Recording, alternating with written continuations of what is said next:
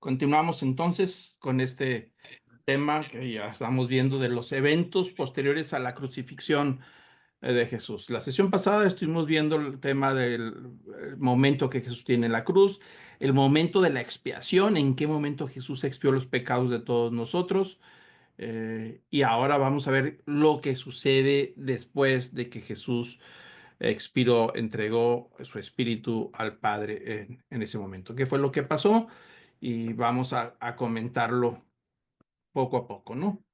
Entre los eventos posteriores a la crucifixión o durante la crucifixión, después de la muerte de Jesús, uno de los centuriones que están ahí al lado de la cruz o encargados de llevarlo y crucificarlo, dice Lucas 23, que cuando el centurión vio lo que había sucedido, dice que glorificaba a Dios diciendo ciertamente, este hombre era inocente, ¿no? En otros pasajes de los evangelios, él dice, era hijo de Dios. Ciertamente este hombre era hijo de Dios, pero es basado en lo que estaba sucediendo. ¿Qué había sucedido? Por lo pronto sabemos que desde el mediodía, de las 12 del mediodía, Jesús fue crucificado a las 9 de la mañana. Para las 12 del mediodía se oscureció toda la tierra, al menos la parte ahí de toda esa conocida, y en Jerusalén no es un eclipse solar porque las fechas que son la Pascua siempre hay luna llena, entonces no es que la luna haya estorbado al sol y se oscureció, no, porque la luna está siempre de noche, luna llena, es otro tipo de oscuridad sobrenatural, es decir, de una manera sobrenatural que no tiene explicación, se oscureció y empezaron a ver algunos eventos.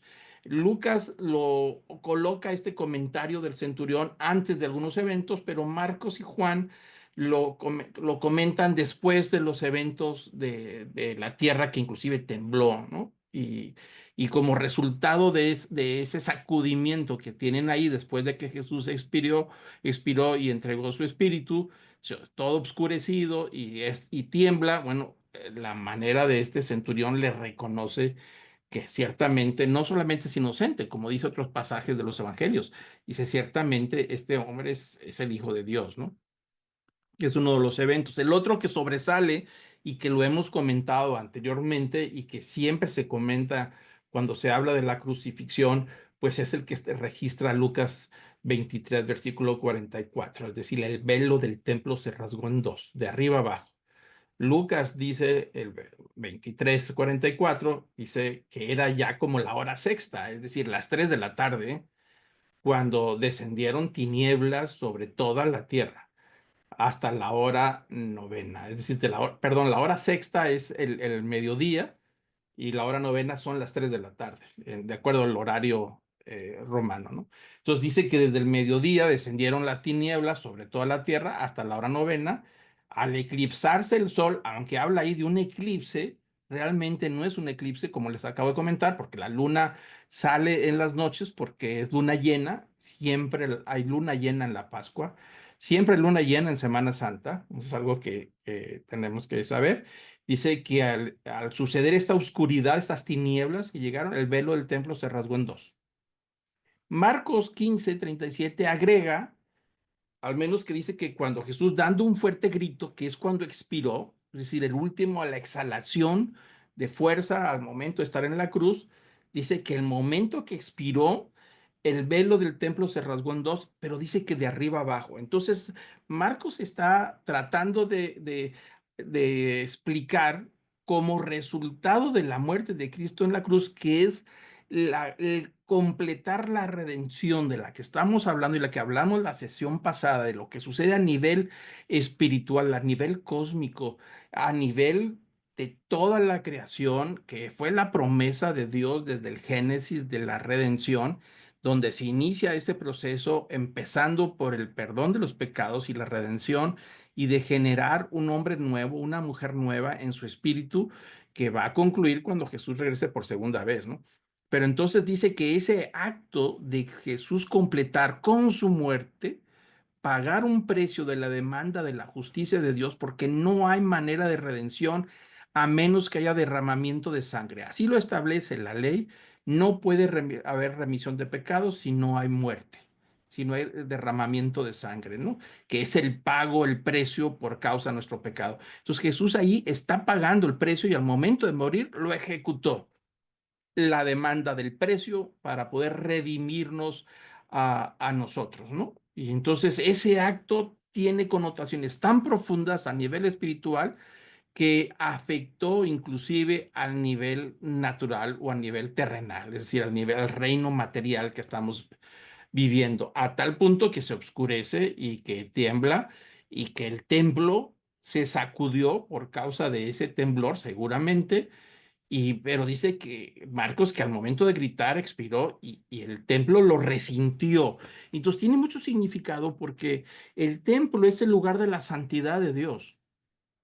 Debemos de recordar que la única manera de que la presencia de Dios estuviera en medio del pueblo de Israel es a través del templo, el lugar santo, y un lugar más profundo, más ah, privado, es el lugar santísimo donde nadie puede entrar, ¿no? Entonces, la imagen que ahí estoy presentando, ahí está el sacerdote con las mesas de las ofrendas, el altar del incienso, la menora, y eso se entrega ahí la sangre de los sacrificios. Acuérdense que es el sacrificio de la Pascua en esos días y se están haciendo sacrificios de la Pascua, es decir, la remisión de pecados, donde los sacerdotes con la sangre de los sacrificios llegan hasta un punto, es decir, el lugar santo, y ahí ofrecen esa sangre en el altar. Pero no pueden pasar más allá, porque más allá hay un velo, es decir, y velo entre comillas, porque no es algo delgadito, es una cortina grande, gigantesca, que separa el lugar santísimo donde representa la presencia de la santidad de Dios. Nadie puede entrar ahí más que el sumo sacerdote una vez al año, el día del perdón. Es decir, un día donde entra el sumo sacerdote con la sangre del sacrificio para poder hacer la expiación de los pecados de toda la nación, el día de Yom Kippur, pero ese es solamente el sumo sacerdote y una vez al año. Entonces, esa separación de esa cortina que es muy gruesa, es una cortina muy pesada. Algunos han calculado que se requerían 80 o 100 personas para poder cambiarla si fuera necesario. Algunos comentaristas creen que se hacía con los ropajes de los sumos sacerdotes que morían y colgaban sus ropajes ahí en esa cortina y se iba engruesando esa cortina con el tiempo, con las generaciones.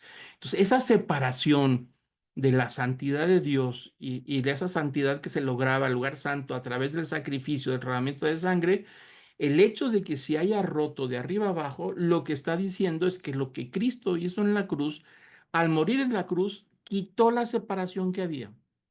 Es decir, ya no había separación. Ahora habría un acceso directamente a la presencia del Padre, lo que no existía antes. Antes la persona, si había cometido un pecado, pues tenía que ir con la ofrenda al sacrificio y presentarse en el templo. Pero sacrificaban el animalito fuera del templo, ahí en los atrios del templo, y el sacerdote, que era el autorizado, tomaba la sangre y pasaba al lugar santo, es decir, para hacer ese ofrecimiento. Pero más allá no podía pasar. Es decir, por más que hicieras tus sacrificios por el pecado, no había manera de llegar a la presencia de Dios. Imposible. Eso no podía suceder. Nadie podía entrar más que el sumo sacerdote y un rato, nada más, una vez al año, ¿no? Y después de un montón de sacrificios para poder purificarse a sí mismo y poder entrar.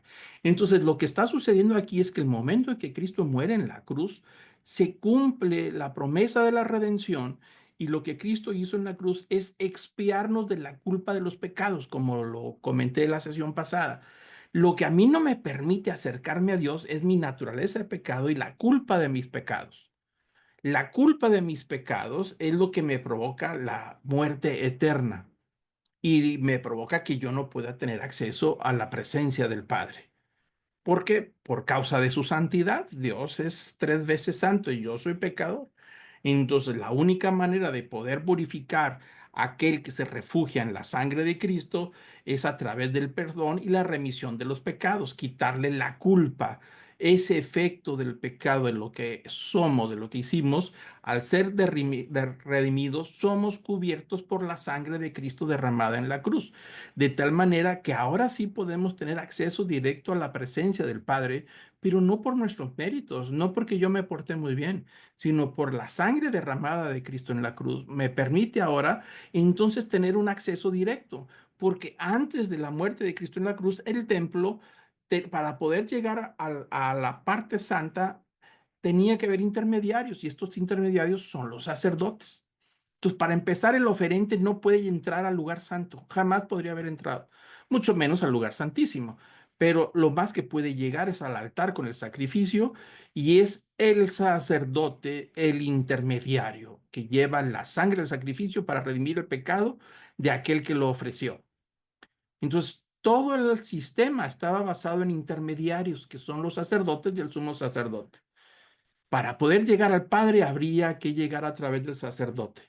Para que Dios llegara a su pueblo, tenía que llegar a través de los sacerdotes. Entonces el sacerdote es el representante del pueblo delante de Dios, y el representante de Dios ante el pueblo es el que está en medio. Pero con lo que Cristo hizo en la cruz, derribó todo este sistema. Por eso el velo tiene un gran significado, porque al momento de abrirlo, lo que está diciendo es que ya no necesitaba intermediarios, ya no había sacerdotes, porque Él es el sumo sacerdote, al menos así lo dice el libro de Hebreos, que tenemos en los cielos un sumo sacerdote, es refiriéndose a Cristo, ¿no? Entonces ya el intermediario es Él, ya no son seres humanos. Y esa intermediación de Cristo que murió en la cruz por nosotros, esa sangre nos permite entonces hacer una oración directamente al Padre en el nombre de Jesús. Por eso siempre que oramos entramos a la presencia de Dios, pero entramos en el nombre de Jesús. Por la sangre de Cristo es que nosotros podemos entrar ahora al Padre, pero antes no se podía, era imposible llegar a la presencia del Padre. Entonces, todo esto tiene un significado tremendo. Quizá cuando alguna vez estudiemos el libro de Hebreos, que se toca todos estos temas de la gracia, la sangre, los sacrificios, el sacerdocio, el templo. ¿Qué pasó con todo ese sistema? Bueno, ese sistema desapareció en el año 70 con la destrucción del templo, algo que Jesús había predicho que iba a suceder como resultado del castigo porque no reconocieron la venida del Mesías, ¿no? Entonces, al momento en que fue destruido, se acabó ese sistema, pero se destruyó a nivel espiritual al momento en que Cristo murió en la cruz. Los sacerdotes siguieron por años haciendo sacrificios, pero ya no tenía sentido, porque Jesús abrió un camino nuevo, un camino que no es a través de sacrificios de animales, ni a través de inciensos, ni a través de sacerdocios, sino un camino nuevo basado en su persona, en la muerte de Cristo en la cruz, con su sangre derramada. La persona que se acerca a la gracia de Cristo por la sangre redentora tiene un camino directamente al Padre en el nombre de Jesús, no en su propio nombre. Por eso nosotros no podemos presentarnos a Dios con nuestros propios méritos. No hay nada bueno en nosotros. Toda oración siempre debe de concluir: te lo pedimos en el nombre de Cristo Jesús, o nos presentamos en el nombre de Cristo Jesús. Te pedimos que tengas misericordia en el nombre de Jesús. Siempre es en el nombre de Jesús, porque gracias a los méritos de Cristo en la cruz, ahora podemos entrar directamente al trono de la gracia, a la presencia de Dios, algo que era imposible. Pero Marcos en el pasaje asocia que el momento en que Jesús murió es el momento en que se rasgó. Eso nos habla del impacto a nivel espiritual y a nivel cósmico, a nivel de los planes de los milenios, de los siglos, de la presencia de Dios. Se cumplió la promesa. La promesa se hizo carne, y dice Juan que habitó entre nosotros. Y dice Juan que murió por nosotros. Ese verbo se hizo carne. Y entonces al momento de expirar, cumple con esa promesa. Por eso dice el Evangelio de Marcos, acentúa que ese rompimiento, esa ruptura del velo de arriba abajo, que era muy grueso, extremadamente grueso, por todas las capas de telas de las vestiduras de los sacerdotes, de los sumos sacerdotes, se iba engruesando, pues se rompió de arriba abajo. Cuando dice de arriba abajo, está diciendo Marcos que fue una obra de Dios el que dijo, ya no más velo. Ahora hay un camino directamente a la presencia de Dios, ¿no? Por eso es importante ver que está diciendo que es de arriba hacia abajo. No fue obra de humanos, de nada. Algunos dicen, bueno, pudo haber sido provocado por el temblor. Bueno, pudiera ser que Dios mismo provocó el temblor y sacudió los cimientos del templo y eso provocó una ruptura de arriba abajo. Lo que sí es que es un evento sobrenatural, tanto el temblor como las tinieblas que sucedieron desde el mediodía, de las 12 del mediodía hasta las 3 de la tarde, todo oscurecido y empezó a temblar. Por supuesto, eso los llevó a todos a preocuparse de lo que estaba sucediendo. Y el soldado, el guardia, el centurión que estaba ahí, testigo de lo que estaba sucediendo, al ver que Jesús murió y que suceden esas cosas, pues no le quedó otra más que hincarse y reconocer que Jesús era el Hijo de Dios, como lo dice alguno de los evangelios, ¿no? Entonces, eso está sacudiendo todo lo que los testigos están presenciando y a algunos les hace dudar de lo que estaba sucediendo, si efectivamente Jesús era culpable y merecía la muerte o era inocente.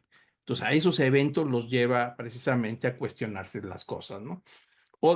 Mateo 27:51 dice agrega que el velo del templo se rasgó de dos, de arriba abajo, y la tierra tembló y las rocas se partieron. Él está agregando que sucede este momento como un temblor y las rocas gigantescas que hay alrededor de Jerusalén se cuartearon y el templo se abre. Estos eventos los une Mateo y quizá los asocia a ese temblor sobrenatural, por supuesto, pero cuando dice que las rocas se partieron, está hablando de la magnitud del temblor.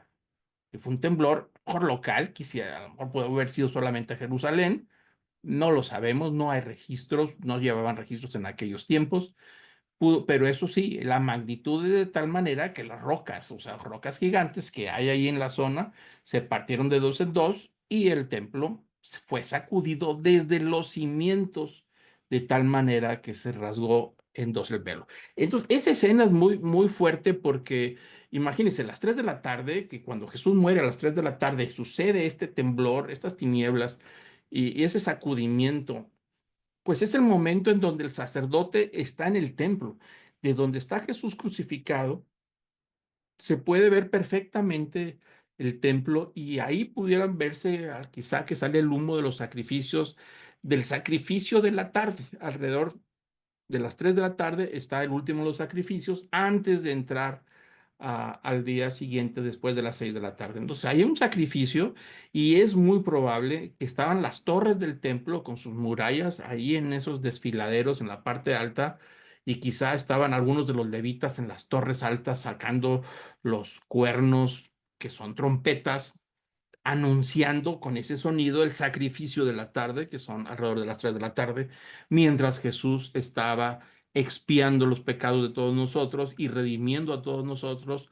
para poder abrir un camino nuevo. Y los sacerdotes ahí están sacrificando estos animales, llevando la sangre, cuando entran al lugar santo y que ven que se abre el velo de arriba abajo, por supuesto que fue un susto considerable porque no solamente el temblor y que vieron que se rasgó el velo de arriba abajo, algo difícil que sucediera por el grueso del velo, sino que estos sacerdotes pudieron ver el interior del lugar santísimo, que nadie lo conocía más que el sumo sacerdote. Nadie sabía cómo era, porque nadie podía entrar, ni los sacerdotes que están ahí podían entrar. Entonces, seguramente por primera vez ellos vieron lo que estaba del lugar santísimo, ¿no? Y para ellos pudieron haberse sentido que era una profanación, o poder haberse sentido inmundos, o poderse sentido que tenían que salir huyendo del templo para platicar lo que estaba sucediendo. Entonces fue un sacudimiento a nivel de toda la ciudad. ¿Hasta dónde llegó el temblor? Pues no lo sabemos, no nos dice los evangelios hasta dónde llegó, pero sí fue un temblor que provocó que las rocas grandes, gigantescas, que son propias de ahí de la zona, se cuartearon, ¿no? Juntamente con los cimientos del templo, ¿no? También Mateo agrega algo interesante que llama mucho la atención y que no hay mucha explicación, pero dice el versículo 52, después de esos eventos del velo, del temblor y de la oscuridad, dice que los sepulcros se abrieron y los cuerpos de muchos santos que habían dormido resucitaron. Y saliendo de los sepulcros, dice el versículo 53, Mateo 27, después de la resurrección de Jesús, entraron a la santa ciudad y se aparecieron a muchos. Entonces aquí la escena se está complicando con lo que está sucediendo este fin de semana inolvidable. Para muchos fue inolvidable de lo que estaba sucediendo, ¿no? Quedó marcado en la historia. Tan es así que pues marcó por completo toda la historia del mundo occidental como la conocemos, ¿no? Entonces, eso es un evento sobrenatural porque Mateo está agregando, y lo dice también en otros pasajes, de que los sepulcros, ¿cuáles sepulcros? Los que estaban ahí cerca, seguramente cuando dice que se abrieron, pudiera referirse a algunas cuevas, porque hacían cuevas en la zona rocosa para hacer algunos nichos y meter algunos de los cuerpos y estaban sellados con unas rocas grandes, o podían haber sido sepulcros en la tierra donde estaban cubiertos con lápidas o losa grande de piedra, y en esos cajones o cajas pudieron haberse abierto durante ese momento. Entonces, lo que sucedió junto con todos estos eventos es que se abrieron los sepulcros. No dice cuántos, pero muchos sepulcros que estaban alrededor se abrieron. Y lo que dice es que los cuerpos de muchos santos, es decir, justos, judíos justos que esperaban la venida del Mesías, que habían dormido, resucitaron. Obviamente no es una resurrección como la resurrección de Jesús, que resucitó en un cuerpo glorioso, aunque no lo especifica, pero es muy probable que haya sido una resucitación, es decir, alguien que estaba muerto, no sabemos cuánto tiempo tenían, si tenían meses, años, décadas o tal vez siglos, no lo sé, no lo dice, pero resucitaron para después volver a morir, porque dice aquí que saliendo de los sepulcros después de la resurrección de Jesús.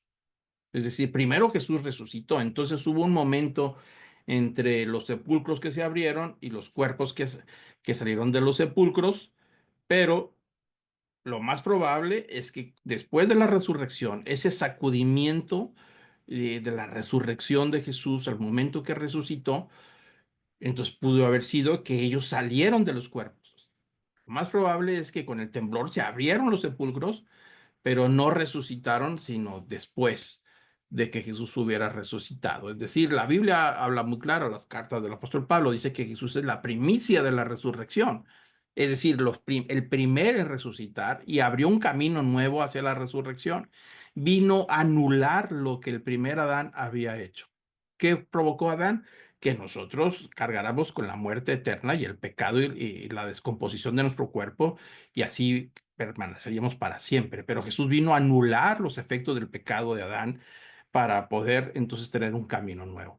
Entonces aquí vemos muy claro que los sepulcros se abrieron durante el momento de la crucifixión, al momento de Jesús morir, pero no salió nada de ahí hasta que Jesús resucitó al tercer día. Después de la resurrección de Jesús, salieron algunos de los que estaban ahí sepultados con cuerpos ahí que podían caminar, andar, y dice que entraron a la santa ciudad, es decir, entraron a Jerusalén. Por eso a mí me hace pensar que estos sepulcros están fuera en los alrededores, porque nadie puede ser sepultado dentro de la ciudad de Jerusalén por la santidad el nivel de santidad que tiene Jerusalén es un nivel tan alto que nadie puede ser sepultado ahí, no puede ser contaminado con la muerte, ¿no? Entonces, estos sepulcros están a sus alrededores, a lo mejor en las aldeas, alrededores, fuera de las murallas, en algunos lugares especiales. De hecho, actualmente hay eh, panteones ahí en Jerusalén, fuera de las murallas, donde están cantidad enorme de judíos sepultados ahí esperando la venida del Mesías, ¿no?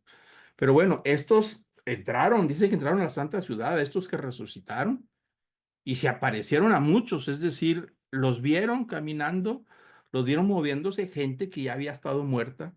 Entonces la escena está de terror, por decirlo de esa manera, en el buen sentido. Entonces da miedo que de repente te ves a los muertos que salieron del sepulcro, donde se dan cuenta que se están abriendo las tumbas y los muertos empiezan a caminar. Pues eso, por supuesto, es una escena que causa muchísimo miedo y terror. Y dice Mateo que aparecieron a las personas, es decir, hablaron con las personas, los vieron allí en ese evento. Entonces, esto nosotros lo podemos ver como los efectos naturales de la resurrección de Cristo, porque al final de cuentas, Cristo es el primero, en el primogénito, como dice el apóstol Pablo, sobre esa nueva vida. Él es el primero y nosotros vamos a resucitar porque Él resucitó primero. Y estos pudiéramos verlos como un anticipo, si lo queremos ver de esa manera, como una muestra de lo que sucedería al final de los tiempos. Así como cuando el novio se está casando y le dice a la novia, le entrega las arras, que las arras significan literalmente una garantía o un anticipo, le dice, te entrego estas arras en señal de que no falte nada en nuestro hogar. Bueno, estos muertos vendrían siendo como un anticipo de lo que sucedería cuando venga Jesús por segunda vez y sea la resurrección de la carne. Y entonces venga un cielo nuevo y una tierra nueva. Entonces lo podemos ver como un anticipo. ¿Qué pasó con estos cuerpos de estos resucitados? Si fueron resucitados gloriosamente, es decir, pues están allá con Jesús. Si solamente fue una resucitación donde volvieron a morir y esperando la resurrección de la carne al final de los tiempos, pudiera ser. No especifica nada la Biblia. Lo que sí, pues ya nos podemos imaginar que ese viernes en la tarde todo en tinieblas, tiembla, y luego hay una agitación en el templo, un escándalo donde todos empiezan a gritar, los sacerdotes salieron huyendo por lo que estaba sucediendo adentro del templo, lugar sagrado, el más sagrado, se abre ese camino nuevo, y para variar, los sepulcros se abren solos. Y ya para el domingo en la mañana, después de la resurrección de Jesús, o durante el día, o el lunes, empezaron a ver que de los sepulcros salía gente que habían muerto, no sé, décadas atrás o meses atrás o siglos atrás. Quién sabe, no dice cuánto, pero dice que habló que estos cuerpos de muchos santos, cuando dice muchos santos, está hablando de un buen número de gente justa, es decir, de gente que vivió de acuerdo a los principios de Dios en el Antiguo Testamento y que murieron con esa esperanza del Mesías, de que iban a resucitar por causa del Mesías, ¿no? Entonces murieron con la fe en el Mesías futuro, lo que quiero decir, ¿no? Entonces esos resucitaron por la fe que tenían en Jesús, ¿no? Entonces es muy interesante lo que está sucediendo ahí en ese momento, ¿no? Dice Lucas 23 que cuando toda la multitud que se habían reunido para presenciar este espectáculo, al observar lo que había acontecido, se volvieron golpeándose el pecho.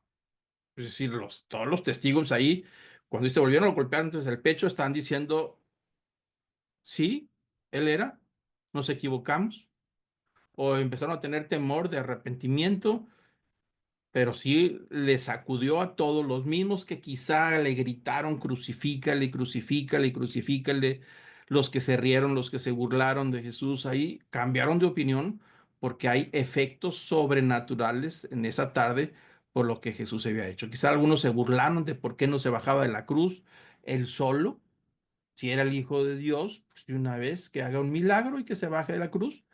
Todos esos se arrepintieron, no entendían totalmente lo que estaba pasando, pero sí reconocieron que había eventos sobrenaturales y por eso se regresaron asustados a platicarle a sus familiares, a sus amigos y a contar este evento. Quizá años después les contarían a sus hijos, a sus nietos de lo que habían sido, lo que habían presenciado. Por eso se volvieron golpeándose el pecho en una señal de penitencia, si lo queremos decir así, de esa forma, arrepentidos por lo que habían hecho. Dice Lucas 23 que los que seguían a Jesús, gente que estaba ahí también de testigos que creyeron en Jesús y le seguían a Jesús en sus sermones, en sus milagros, dice el versículo 49 de Lucas 23, pero todos sus conocidos y las mujeres que le habían acompañado desde Galilea. Es decir, acuérdense que había un grupo de Galilea, amigos de él, conocidos de él, que se fueron agregando al grupo a través de los milagros, a través de escuchar sus sermones, sus mensajes, a través de todo eso le siguieron hasta el momento de la cruz. Entonces dice que estaban ahí a cierta distancia viendo todas estas cosas, es decir, no en primer plano. En primer plano estaba Juan, María y seguramente otra de las Marías que estaban ahí cerca de Jesús, fueron más valientes. Los discípulos no estaban ahí, quizá a lo mejor viendo desde lejos, mucho, muy lejos, por temor a que los pudieran a ellos también prender. Es muy probable que hayan estado en el aposento alto ahí escondidos, tratando de ver qué va a suceder, o tendrían por ahí algunos espías que le dijeran si Jesús siempre se bajó de la cruz o no, o si hizo algún milagro para poder deshacerse de toda la guardia romana, del centurión y de toda la gente que lo maltrataba. No lo sabemos. Lo que sí es que no están ahí, y como veremos más adelante, Jesús los encuentra ahí en el aposento alto, todos asustados, ¿no? Y bueno, después de esos eventos, el mismo viernes en la tarde, dice Juan 19:31, que los judíos, entonces, como era de día de preparación para la Pascua, a fin de que los cuerpos no quedaran en la cruz el día de reposo, porque ese día de reposo era muy solemne, pidieron a Pilato que les quebraran las piernas y se los llevaran. Es decir, estos mismos líderes judíos que pidieron la crucifixión de Jesús, pues ya se estaba acercando la hora del día de reposo, porque no solamente era una fiesta de Pascua el día viernes, la celebración de la Pascua, sino que el siguiente día es Shabbat, es decir, se están juntando las dos fiestas y eso lo hace mucho, mucho, muy solemne por la Pascua y el reposo juntos, ¿no? Entonces ellos, como líderes religiosos, van y piden que le quebranten los huesos, las piernas a los tres para poder, vamos a decir, descolgarlos para evitar que estuvieran muertos durante el día del reposo, porque una vez entrando el día del reposo, que viene siendo como a las 6:30 por ahí de la tarde, pues ya no se podía hacer nada y quedarían los cuerpos expuestos todo el fin de semana y eso, por supuesto, contaminaría la fiesta del Shabbat y la fiesta de la Pascua, ¿no? Que son fiestas de alegría, de fiestas de gran celebración, ¿no? Entonces van y le piden a Pilato pues que les quiebren las piernas. ¿Cuál era la intención? Como están crucificados, al momento en que le quiebran las piernas, es decir, de la rodilla hacia abajo, el cuerpo se cuelga y al colgarse, entonces el vientre se pega hacia la espalda y terminan muriendo por asfixia. Es decir, aceleran la muerte. No fue un acto de compasión ni de misericordia, más bien era porque no querían que los muertos contaminaran, o al menos los que quedaran vivos, que podían quedar varios días, contaminaran la celebración del Shabbat. Por eso dice que ya estaba cerca, ¿no? Entonces, bueno, dice Juan 19:32, fueron pues los soldados y quebraron las piernas del primero y también las del otro que había sido crucificado con Jesús. Es decir, los dos ladrones estaban vivos todavía. Jesús ya había expirado, como lo dicen los evangelios, pero los otros dos estaban vivos. ¿Por qué Jesús expiró pronto y los demás estaban vivos, los otros dos? Pues es muy probable por todo lo que pasó desde el día anterior, desde el huerto de los olivos, donde Jesús ha aprendido, llevado, hubo los famosos 6, 7 juicios, toda la noche no durmió, fue azotado, golpeado, desde la mañana después de Pilatos le dieron 40 azotes más uno, la sangre derramada, toda la sangre que perdió durante la corona de espinas y los golpes que tuvo, entonces perdió muchísima sangre. Todo eso lo llevó, por supuesto, a un momento de crisis y, por supuesto, el hecho de cargar con los pecados de todos nosotros, como lo hemos comentado, por supuesto, lo lleva a una angustia, como lo comentamos, de cuerpo totalmente estresarse y llevarlo a la muerte, ¿no? Entonces, por esa razón Jesús ya había expirado para cuando van a asegurarse de si estaba vivo o no. Ahí se cumple la profecía en Juan 19:33 de que llegaron a la cruz de Jesús, pero como vieron que ya estaba muerto, no le quebraron las piernas. Pero uno de los soldados le traspasó el costado con una lanza y al momento salió sangre y agua.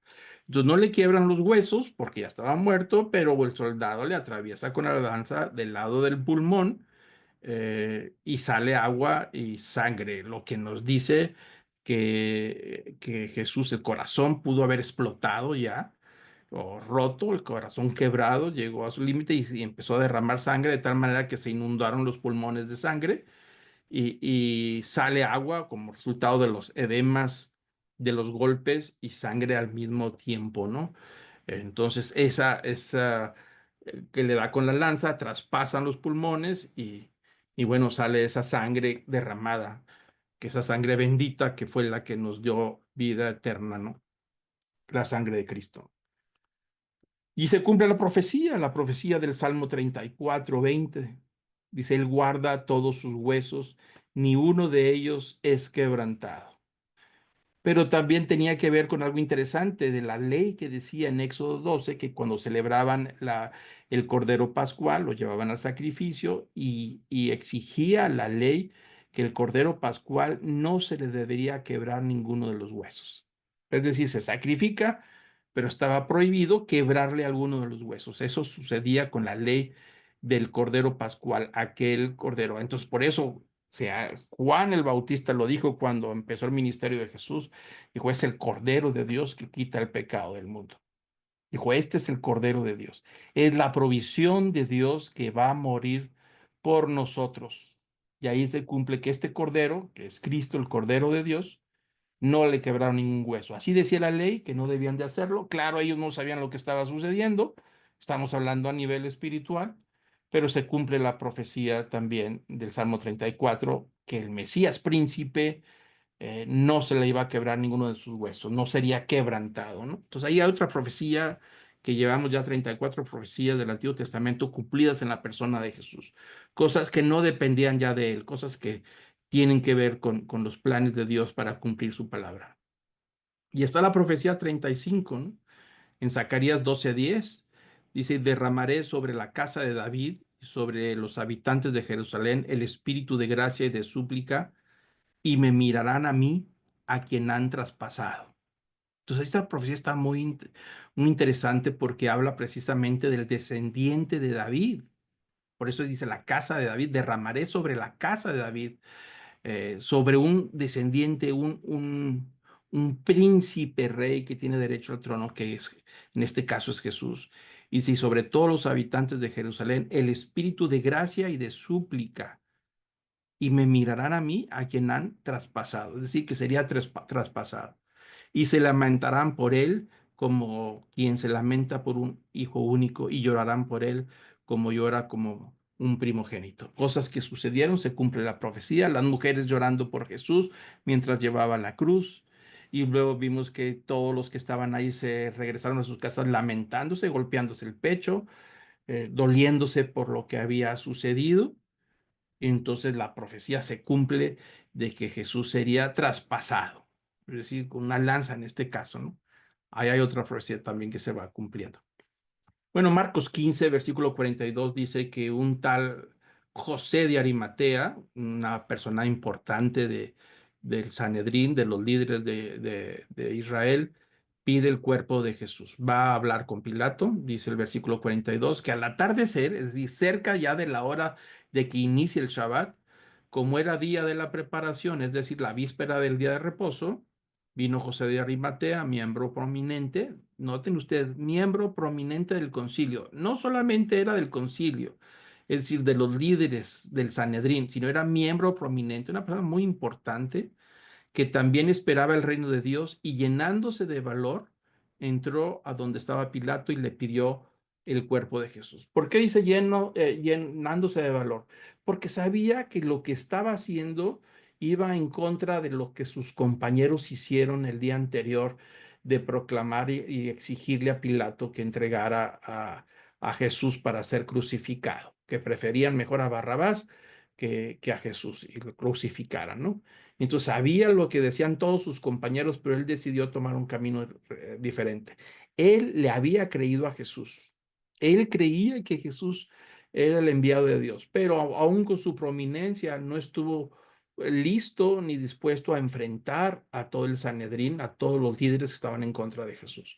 Pero en este momento se arma de valor y está dispuesto a ser criticado por sus compañeros, está dispuesto a que hablen mal de él, inclusive está dispuesto a lo mejor perder el puesto ahí en el consejo, en el Sanedrín, con los líderes, pero él estaba dispuesto a perder todo con tal de honrar, ayudar a Jesús y darle una sepultura adecuada, ¿no? Así es que va y pide el cuerpo a Pilato, pide que se lo entregue, ¿no? Marcos 15 sigue siendo el versículo 44, que Pilato se sorprendió de que ya hubiera muerto, se le hizo pronto, que Jesús murió muy rápido, y llamando al centurión le preguntó si ya estaba muerto. Y comprobando esto por medio del centurión, le concedió el cuerpo a José. Ese es donde Pilato está dando la orden al centurión que vaya y se asegure que Jesús está muerto, que es donde lo traspasa con la lanza en los pulmones, donde sale agua y sangre a la vez. Ahí comprobó que efectivamente Jesús ya estaba muerto y le concede el cuerpo a José de Arimatea, este líder, ¿no? Juan 19 nos da más detalles de este momento, el versículo 38 nos da un poco más de detalles de José Arimatea. Dice que era discípulo de Jesús, dice el versículo 38. José Arimatea era discípulo de Jesús, aunque en secreto por miedo a los judíos. Ahí está, él era creyente en Jesús, pero en la secreta. Era un cristiano de la secreta, por decirlo de esa manera, ¿no? Seguidor de Jesús, es decir, creo en Jesús, pero no quiero que mis amigos se den cuenta. No quiero que se enteren.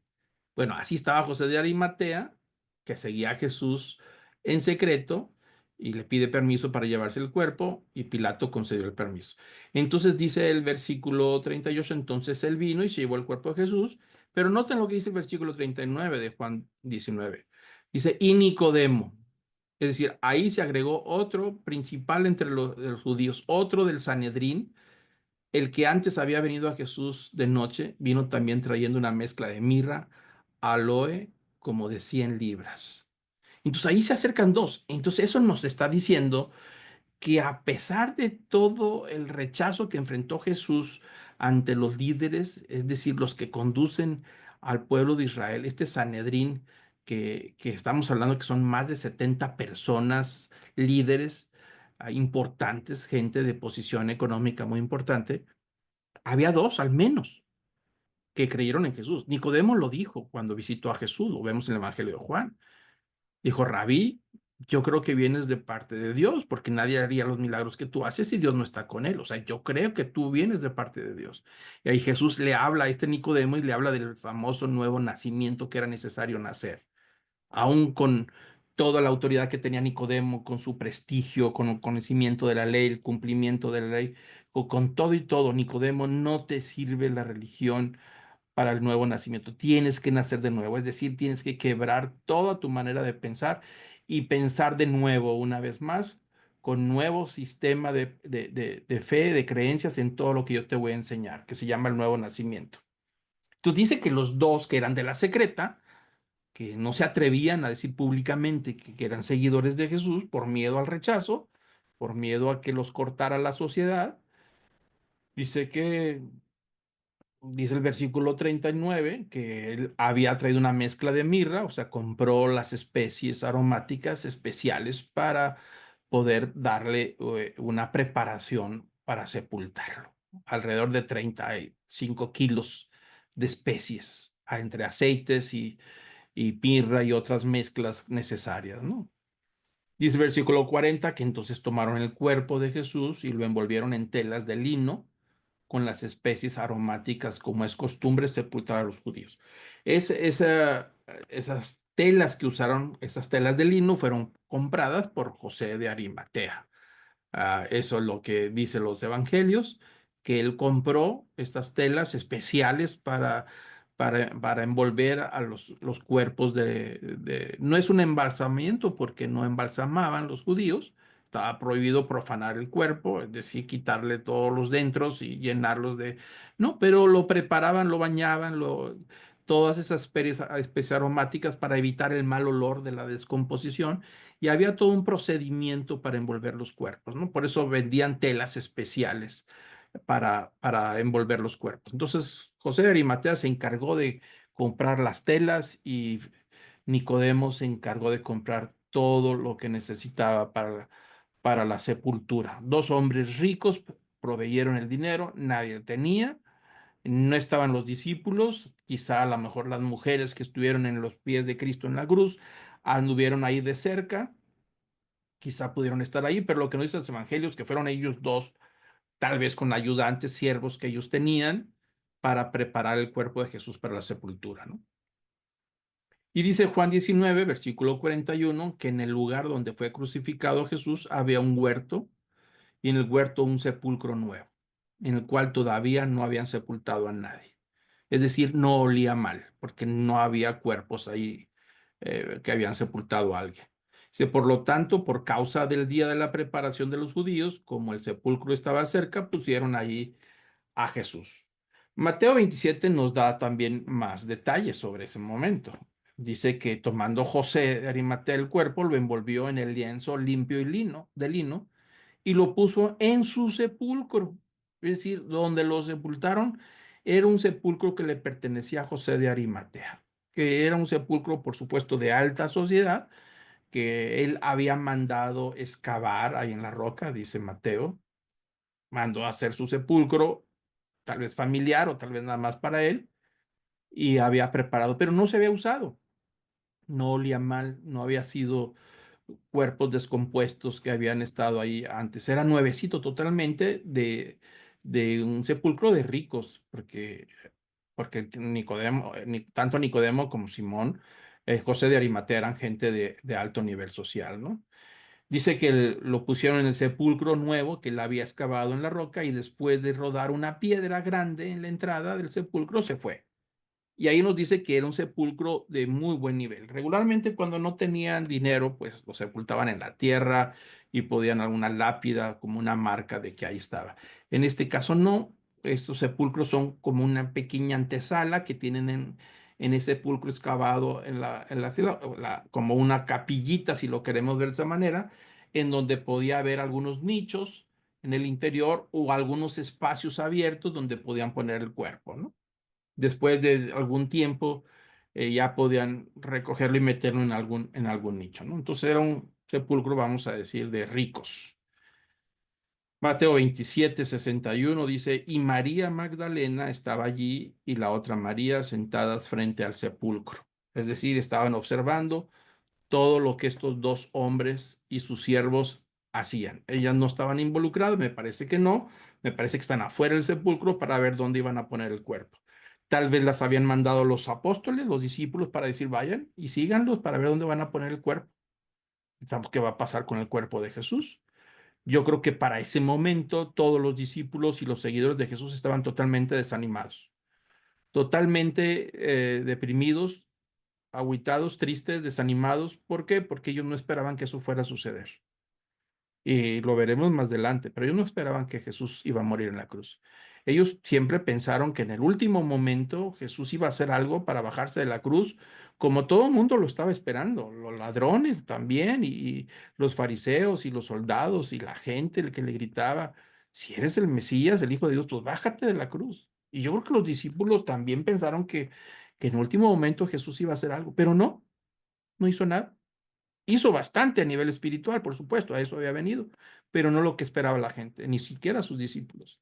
Entonces, por eso aquí vemos solamente a las mujeres. Me da la impresión de que los discípulos ya están escondidos porque ya se dieron cuenta que Jesús murió. Y regularmente cuando el líder ya está muerto, todos los demás los perseguían y se encargaban de disuadirlos y de desaparecerlos. En este caso, los discípulos están asustados porque Jesús murió. Entonces ahora están cuestionándose qué van a hacer. Entonces las mujeres, había estas mujeres que lo siguieron solamente para ver dónde iban a poner el cuerpo, nada más. Y bueno, como vimos, lo que leímos era una preparación del cuerpo apresurada por causa de que ya estaba a punto de iniciar el Shabbat. El Shabbat se anunciaba desde las torres del templo, desde las partes altas, están los levitas o el sacerdotes con los cuernos, el shofar que se llaman, anunciando el inicio del Shabbat. Era un sonido especial, unos toques especiales, donde le anuncian a toda la ciudad. Inclusive prendían algunas llamas, unos fuegos para que desde lejos pudieran ver que ya inició el Shabbat y entonces había que entrar con todo lo que son las leyes, las reglas, ya no se puede hacer nada. Entonces, bueno, esa preparación del cuerpo fue una preparación muy rápida, solamente para salir del paso y obviamente con la idea de que al tercer día, después de que pase el Shabbat, pues entonces continuar con los preparativos para dar una sepultura adecuada como debe de ser, pero por lo pronto envolverlo, bajarlo, untarlo con las especies y envolverlo como manda la ley con una serie de mortajas especiales que envolvieron a Jesús y entonces de esa manera terminar, ¿no? Salir porque ya estaba el sábado y las mujeres solamente viendo y ya el siguiente domingo estarían preparándose para completar la tarea.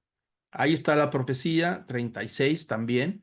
El libro de Isaías dice que sería sepultado entre los ricos. Dice Isaías 53, se dispuso con los impíos su sepultura, pero con el rico fue en su muerte. Como yo les he dicho, lean el capítulo 53 de Isaías, léanlo todo, y ahí está todo lo que hablaba de Jesús, del Mesías que habría que morir, ser crucificado, despreciado, maltratado y que también resucitaría. Todo está escrito en ese capítulo 53. Y dice el capítulo que sería sepultado entre los ricos. Dice, con el rico fue en su muerte, su sepultura. Profecía 36, ¿no? ¿Qué sucedió el sábado? Que es un día de reposo, pues los fariseos no descansan, no paran los fariseos y van muy temprano en la mañana a hablar con Pilato. Dice Mateo 27, versículo 62, que al día siguiente, es decir, el Shabbat, que es el día después de la preparación, es decir, después de la Pascua, se reunieron ante Pilato los principales sacerdotes y los fariseos y le dijeron, Señor, nos acordamos que cuando aquel engañador aún vivía, dijo que después de 3 días resucitaré. Por eso ordena que el sepulcro quede asegurado hasta el tercer día. No sea que vengan sus discípulos y se lo roben y digan al pueblo, ha resucitado de entre los muertos y el último engaño será peor que el primero. Aquí sobresalen algunas cosas que vale la pena comentar, ¿no? Lo interesante es que ellos sí creían que Jesús había dicho que iba a resucitar, es decir, estaban más atentos acerca de la resurrección de Jesús, aunque por supuesto ellos creían que era una mentira de Jesús y que eso sería un espectáculo o al menos un truco muy bueno entre los discípulos que se robarían el cuerpo y después dirían que Jesús había resucitado, ¿no? Entonces van y le piden protección eh, y Pilato, por supuesto, les dice que pues, ustedes tienen guardias, hagan ustedes el trabajo, ustedes tienen la guardia del templo, vayan y aseguren el sepulcro, ¿no?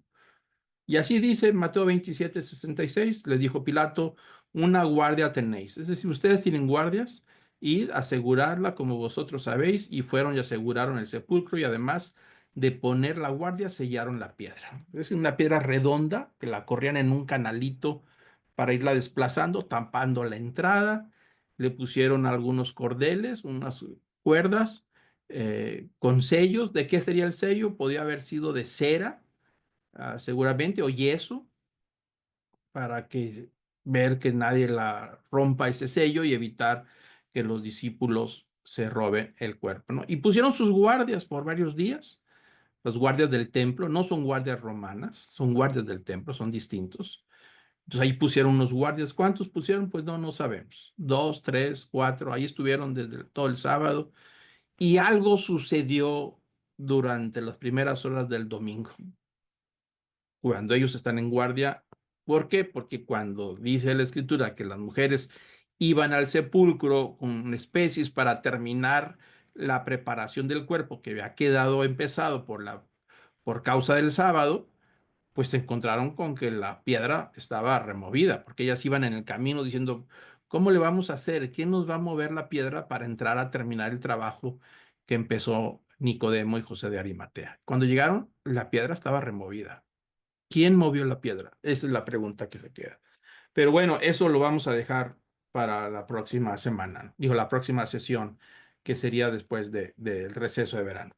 Y para terminar, El paso 62, Jesús del sepulcro va al corazón de la tierra.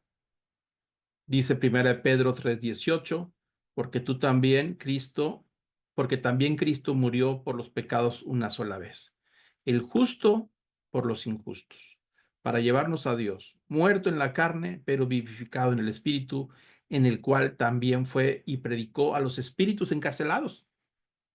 Hay algo muy interesante ahí que obviamente merece mucho más estudio, ¿no? Y que se ha hablado poco.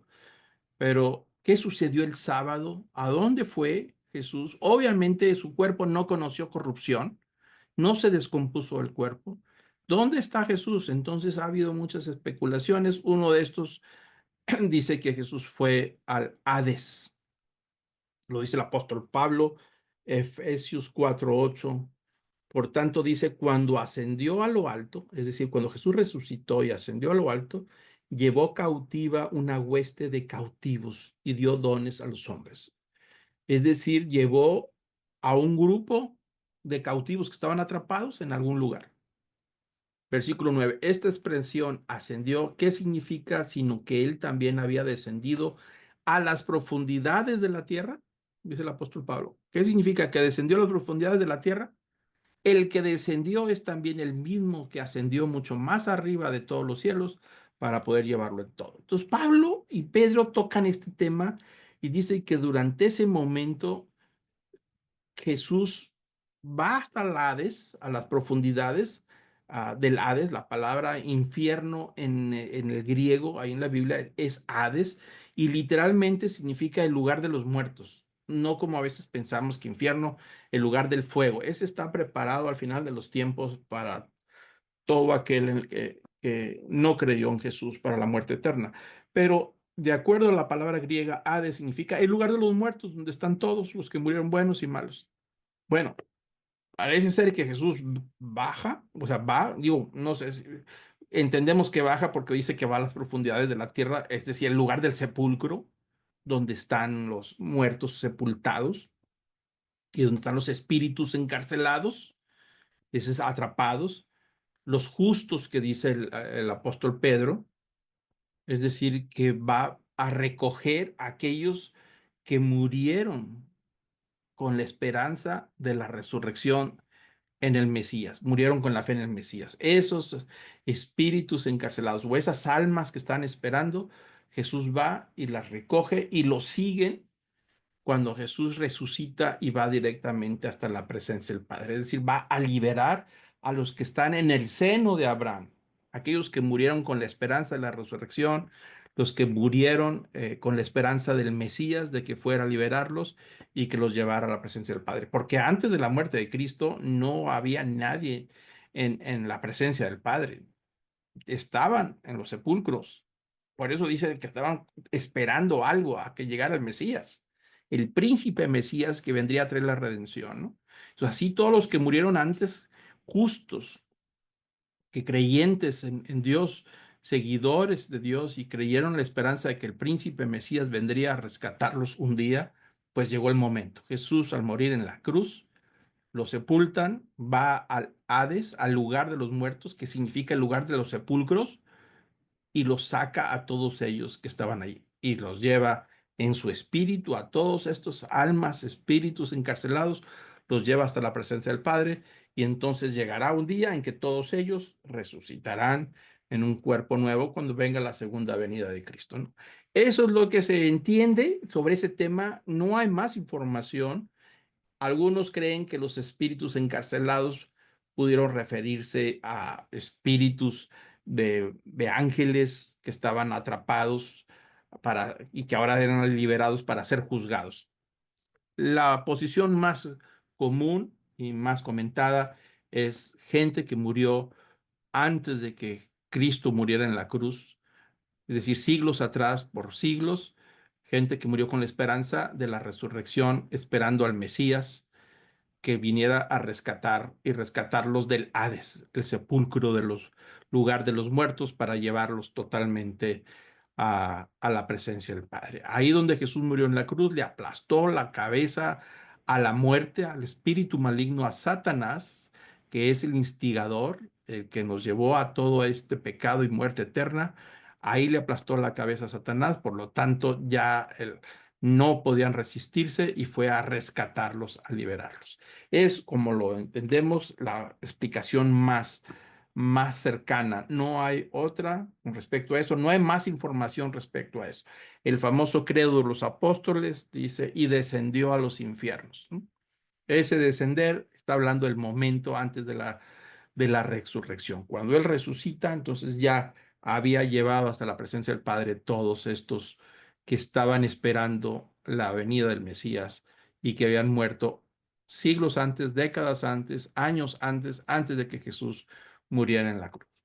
Muy bien, hasta ahí llegamos. La próxima sesión vamos a ver el tema de la resurrección y las apariciones que tuvo Jesús con sus discípulos hasta terminar donde Jesús regresa a la presencia del Padre. Entonces, vamos a terminar en este momento con una oración. Amado Padre, gracias Señor por esta palabra que nos acabas de dar. Gracias Señor por esta santa palabra. Te pedimos que tu Espíritu nos pueda dar la claridad, el entendimiento de todas estas verdades y de comprender, Señor, la obra redentora de Cristo en la cruz que nos dio una vida nueva. Señor, esa redención y esa expiación de darnos vida nueva y que abrió un camino nuevo a la presencia del Padre. Gracias, Señor, porque ahora ya no tenemos intermediarios, ya no hay sacerdotes, no hay nadie que se ponga entre Dios y los hombres, sino el nombre de Cristo Jesús, el único mediador, el sumo sacerdote que entregó su vida por nosotros y que se ofreció a sí mismo por redención de los pecados de todos nosotros. Que podamos, Señora, valorar y aquilatar la obra de Cristo en la cruz y de poder responder con Él con gratitud, con alabanza y con adoración, porque nos ha dado una vida nueva, nos ha permitido tener el acceso directo a la presencia del Padre, en donde ya no es a través de rituales, ni de sacrificios de animales, ni de sacerdotes, sino directamente por la sangre de Cristo y por la persona de Jesús, que es tenemos vida juntamente con Él. Gracias, Señor, por estas verdades. Señor, recibe el honor, la majestad, el imperio, la alabanza y la adoración que solamente a ti te corresponden por los siglos de los siglos. Amén.